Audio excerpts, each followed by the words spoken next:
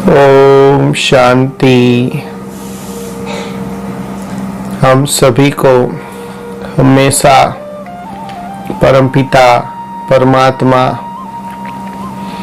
सत्यम शिवम सुंदरम शिव जी का ध्यान धरना चाहिए, उसको हमेशा याद रखना चाहिए, साथी बना करके, कंपेनियन बना करके उसके साथ हमेशा कंबाइंड रूप में रहना चाहिए। तो जब हम परमपिता परमात्मा शिव जी को कंबाइंड रूप से साथ में रखते हैं तो कोई भी जीवन में अघटित घटने वाली घटना का हम आसानी से सामना कर सकते हैं। परंतु जीवन में अक्सर करके मनुष्य यही सोचता है कि जब होना होगा तब देख लेंगे, और जब युवानी होती है तब वो परमात्मा भगवान ईश्वर को साथी नहीं बनाता, परंतु ऐसा सोचता है कि अंत समय जब आएगा, जब बूढ़े हो जाएंगे, तब हम भगवान को याद करेंगे। लेकिन आज की कहानी से आपको पता पड़ेगा कि भगवान की जरूरत तो हमेशा रहती ही है, और भगवान उसे ही मदद करता है जो उसे याद करता है। जो याद नहीं करता तो भगवान उसे मदद भी नहीं करता। तो इस पर ही आज की कहानी है, तो कहानी सुनेंगे। तो एक बच्चा था, वो अपनी माँ की उंगली पकड़ करके मेले के अंदर जा रहे थे दोनों। तो मेले में रंग बिरंगी मिठाई को देखने के बाद वो बच्चा अपने माँ से कहता है कि मुझे मिठाई खानी है। मिठाई के ऊपर वो अंगुली रखते हुए कहता है कि ये मुझे चाहिए, परंतु उसकी माँ वहां से उस दुकान से पसार हो जाती है और उसको मना करती है। परंतु वो उसका बेटा पलट कर उस मिठाई की ओर देखता है और घिसता चला जाता है। फिर आगे मेले के अंदर एक गुब्बारे वाला मिलता है, तो वो अपनी माँ को कहता है कि मुझे गुब्बारा चाहिए। फिर उसकी माँ उसको मना करती है और वो फिर मुड़ कर वो गुब्बारे को देख रहा होता है और लिथड़ कर चल रहा होता है। फिर बाद में मेले के अंदर एक जगह पर बंदर का खेल चल रहा था, तो वो खेल को बच्चा देखता है और अपनी माँ का हाथ वो छोड़ देता है और दौड़कर वहां चला जाता है। और वो अच्छी तरह से खेल देखता है, लेकिन जब खेल पूरा हो जाता है तभी उसे अपनी माँ याद आती है। वो चारों तरफ देखता है, दूर दूर तक देखता है, लेकिन उसकी माँ उसे मिलती नहीं है, तो वो रोने लगता है।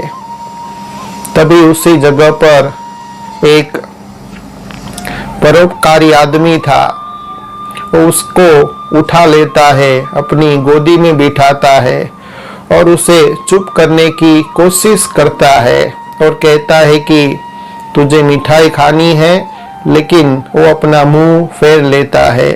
फिर वो आदमी कहता है कि तुझे गुब्बारा चाहिए, तो मना करता है और वो कहता है कि नहीं, मुझे गुब्बारा भी नहीं चाहिए, मुझे मिठाई भी नहीं खानी है, लेकिन मुझे माँ चाहिए।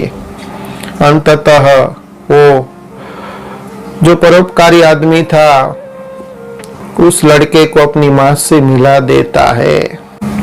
तो ये छोटे से दृष्टांत के द्वारा हमको ये सीखने को मिलता है कि मनुष्य जब इस सृष्टि रूपी मेले के अंदर आता है तो चकाचौंध के अंदर वस्तुओं का उपभोग करने में इतना वो व्यस्त हो जाता है, और जब उसके अंदर योग्यता नहीं रहती, शक्ति नहीं रहती सारी चीजों को उपभोग करने के लिए, और जब साथी भी उसका साथ छोड़कर चले जाते हैं, तब वह परमात्मा को साथी बनाने के लिए कोशिश करता है।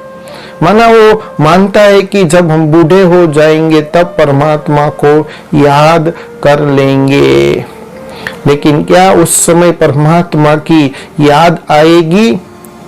आप सोचिए, सारी जिंदगी हमने वस्तुओं के पीछे, धन कमाने के पीछे, संबंधियों को खुश रखने के पीछे हमने लगा दिया और परमात्मा को हमने याद नहीं किया। और जब हमारे सारे अंग जब शक्तिहीन हो जाते हैं, दुर्बलता जीवन में आ जाती है और मुख से हम राम राम भी नहीं बोल सकते हैं, ठीक से हम चल भी नहीं पाते हैं, और सारा शरीर जब व्याधि से घेर जाता है, उस समय क्या हम दुर्बल मन से, और याद शक्ति भी हमारी इतनी कमजोर हो जाती है, तो उस समय क्या परमात्मा को याद कर सकते हैं जिसने सारी जिंदगी वस्तुओं को याद किया हो और संबंधियों को याद किया हो? तो छोटे से अभ्यास के द्वारा अंत समय में क्या परमात्मा की याद आएगी? ये सोचने जैसी बात है। तो अभी भी समय है, हम परमात्मा को मिलने के लिए चल पड़े, क्योंकि कब ये जीवन रूपी रात्रि आ जाए और हमारे दोनों नेत्र बंद हो जाए, इसलिए दोनों नेत्र बंद हो जाए उसके पहले विवेक का नेत्र हम खोले। तो संकल्प करें कि आज से हम परमपिता परमात्मा को सच्चा साथीदार बनाएंगे। सच्चा वही हमारा कंपेनियन है।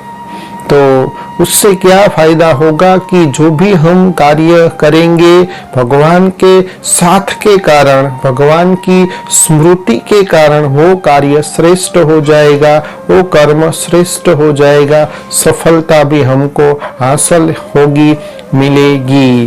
और वैसे भी जो लौकिक पिता होता है तो उनके कई बच्चे होते हैं, 3-4 बच्चे होते हैं, लेकिन 3-4 बच्चों में से उसको ही वो वारसदार बनाएगा, प्रॉपर्टी का मालिक बनाएगा जो आज्ञाकारी होता है, उनके हर वचन को रखता है, उनको मदद करता है।